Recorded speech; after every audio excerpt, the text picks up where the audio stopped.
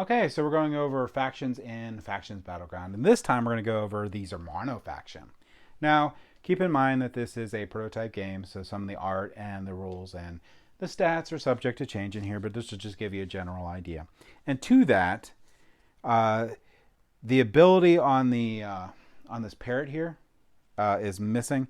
This guy will generate an additional mana per turn, so that gives it additional value to that unit, which is really, really good. And also the Cyclops has it can only do its blast one time. So that's a couple things on here. This Zermano faction, I love. This group is really cool. You're going to use ranged magic to do most of your work in the game.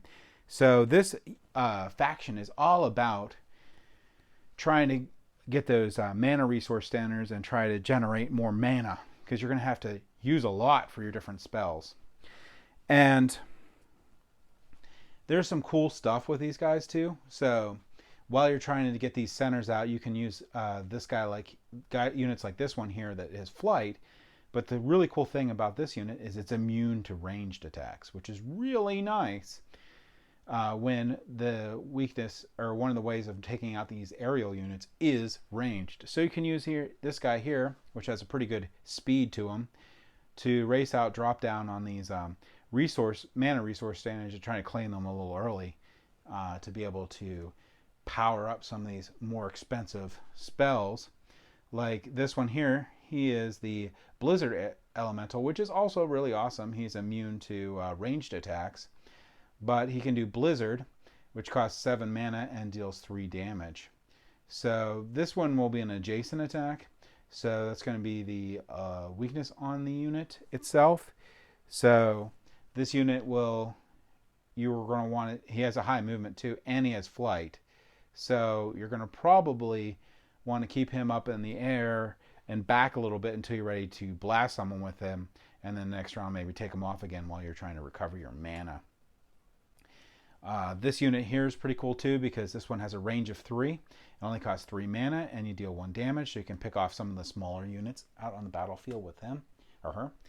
And this one here is really good too, because it's 3 mana, 2 range, 2 damage. But you'll notice that reoccurring theme with these ones are they have very low health. So you're going to want to try to keep these units somewhat protected as best as possible, or make sure that when you do move them in to do the damage, that it's a killing blow potentially, which is good. They have some aquatic monsters, which is really cool because they can go through those ocean spots and stuff. And what aquatic really does is the unit can use the water spaces as home terrain. So when I actually put this guy out, the first place I put him is any of the water places. So if an opponent was using some of the water places to try to block movement off close to their home territory, it's pretty nice because I can have him pop up. He's pretty powerful. He has 6 damage and 6 health, which is amazing. And this is a unit that I sometimes use to pop him up, take out a couple units, and let my opponent take them out. Because hopefully I will have gained more points for the loss of 6 points for this one. So I like this unit a lot. This one here I like a lot too because it has 4 range. So I can keep this unit pretty far back. I don't even think there is a unit that can move 4 per se. I could be wrong. There's 4 factions I don't know about. But this one here is nasty. So if I have enough mana generation, which this one this is my favorite unit in the faction, I typically will not have this as my starting unit that I select. This is one that I will bring out once I start generating enough mana. And I know you start with 10 mana, but there's other things that you need to do to get the play started. You want to get those resource centers, so I'll get some of the faster ones that I can drop down and grab those resource centers and such.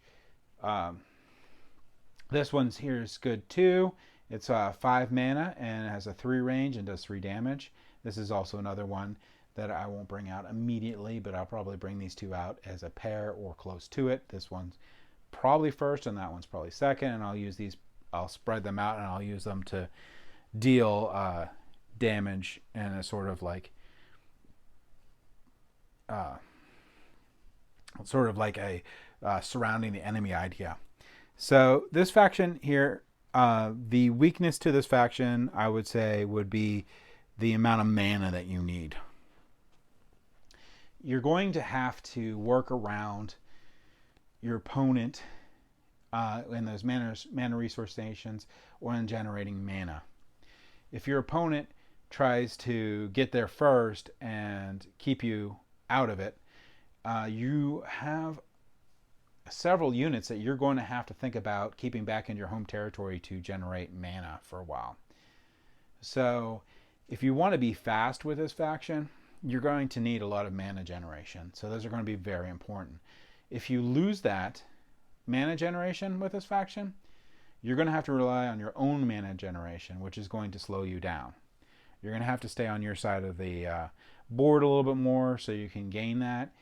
You're going to probably have to rely a little bit on keeping your opponent back by using these aquatic animals. You're going to use the Riptide Octopus, and you're probably going to use this lurking, I don't know how to say that word, but you're going to try to use these two guys, this Viper and the Octopus.